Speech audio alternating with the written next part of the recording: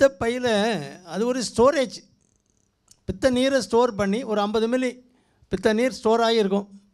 நம்ம ஒரு சாப்பிட ஆரம்பிக்கிறோம், ஒரு பிரியாணி சாப்பிட போகிறோன்னே அந்த ஸ்மெல்லே நமக்கு என்சைம்ஸ்லாம் ஊற்றணும். அப்போ தான் அந்த ஆயிலி ஃபுட்டெல்லாம் டைஜஸ்ட் பண்ண முடியும். அப்போ அது ஒரு ஸ்டோரேஜிலேருந்து அங்கேருந்து டக்குன்னு பித்தப்பை சுருங்கினதும் பித்த நீர் சிறுகுடலுக்குள்ளே வந்துடும். ரெடியாக போடுற உணவை மிக்ஸ் பண்ணி ஜீரண மண்டலத்தை ஜீரண சக்தியை கொடுக்கறதுக்கு வரும். இந்த ஸ்டோரேஜ் பண்ணும்போது அந்த பித்த நீரில் நிறைய கொலஸ்ட்ரால் இருக்கும். அப்போ இந்த கொலஸ்ட்ரால் நிறைய கொழுப்பு சத்துள்ள உணவுகளை எடுத்து அப்போ அதில் அந்த கொலஸ்ட்ரால் படிகிறதுனாலையும் வரலாம், கற்கள் வரலாம்.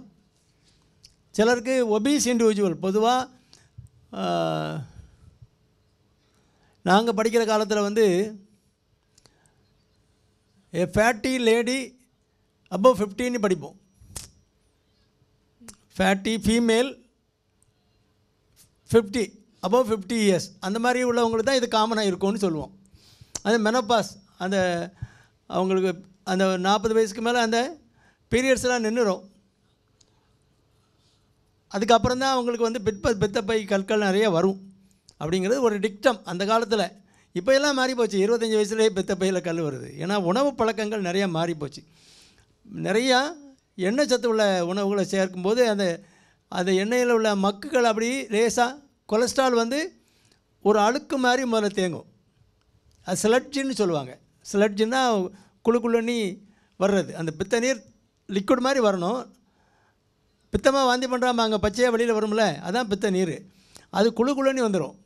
அது குழுக்குள்ளி இருக்கனாலே அது கான்சன்ட்ரேட்டட் ஆகி அதில் சின்ன கல் உண்டாயிரும், ஒன்றோட ஒன்று ஒட்டி. அந்த நீங்கள் ஒரு கான்சன்ட்ரேட்டட் கரைசல், உப்பு கரைசலை திடப்படுத்தப்பட்ட கரைசல் நீங்கள் கலக்கிட்டே இருந்தீங்கன்னா அந்த உப்பில் என்ன பண்ணுது, இப்போ நம்ம கடலில் தண்ணி எடுத்து அங்கே பாத்தியில் கட்டி வச்சுருக்காங்க, வெயில் அடிக்கும்போது என்ன ஆகுது, உப்பாக மாறிடுதுல்ல. அதே மாதிரி இந்த கொலஸ்ட்ராலும் ஒரு சின்ன கல் உண்டாகும். அதோடு சேர்ந்து என்ன ஒரு கல், அந்த கொலஸ்ட்ரால் படிஞ்சு பெரிய கல்லாக உண்டு. முதல்ல ஸ்லட்ஜு மாதிரி கிடக்கும், குழுக்குள்ளி சாக்கடை மாதிரி கிடக்கும். பிறகு அது கல்லாக மாறிடும். சில நேரங்கள் இன்ஃபெக்ஷன், கிருமி தொற்று வந்தால் அதில் ஒரு பாக்டீரியா இருக்கும், கிருமி இருக்கும், அது அந்த இடத்துல புண்ணை உண்டு பண்ணோம். அப்போ ஒரு நைடஸ், அது ஒட்டுறதுக்கு ஒரு இடம் கிடச்சிக்கிட்டு அந்த கிருமி மேலே ஒட்டிக்கிடும், அப்படி கல் உண்டாகும். பொதுவாக இப்படி தான் கல் உண்டாகிறது. அந்த கல் ஒன்றும் சின்ன கல்களாக இருந்தால் ஒன்றும் பிரச்சனை இல்லாமல் இருக்கலாம். அல்லது ஒரு குறிப்பிட்ட சைஸுக்கு மேலே இருந்தால் பித்த நாளத்தில் அடைச்சிக்கிடும். பித்தப்பை இப்படி கல்லீரலேருந்து வருதுன்னா அந்த ஹிப்பாட்டிக் டக்ட் வரும். அதுலேருந்து அப்படி ஒரு பை மாதிரி போய் அது சிஸ்டிக் டக்ட்டு, அந்த பித்தப்பையினுடைய அந்த நெக்கு கழுத்து பகுதி சிஸ்டிக் டக்ட் அது பேர். அதுலேயும் கல் அடைச்சிக்கிட்டால் கடுமையான வலி வரும், காய்ச்சல், குளிர் தூக்கி போட்டு ஆட்டுற மாதிரி அந்த மாதிரிலாம் வந்துடும். பிறகு நீங்கள் படுத்திங்கன்னா அந்த கல் உள்ளேயே விழுந்துடும், அந்த இடத்துல இல்லாமல் உள்ளே விழுந்துடும். சில நேரம் அந்த இடத்துல ஸ்டக்கப் ஆகி நின்றுடும், அப்போ கடுமையான வலி வரும். வலி வந்தால் காய்ச்சல் வரும். சிலருக்கு கீழே பித்த நாளத்தில் சிபிடின்னு சொல்லுவோம், காமன் பைல் டக்ட், அதில் அடைச்சிக்கிட்டோன்னா இந்த பித்த பைக்கிலையும் பித்த நீர் சேரும். கல்லீரலேருந்து தானே பித்த நீர் இறங்குது.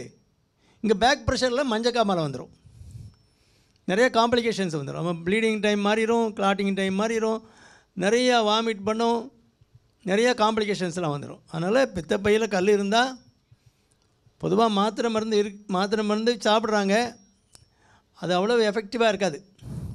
ஒரு அதிகமான அளவு கல் கிடக்குது, இல்லை பெரிய சைஸாக கல் இருக்குன்னா என்றைக்கோ ஒரு நாளைக்கு அடைக்காமல் இருக்கிறதுக்காக நீங்கள் பித்தப்பையை ஆப்ரேஷன் பண்ணி எடுத்துக்க வேண்டியதான்.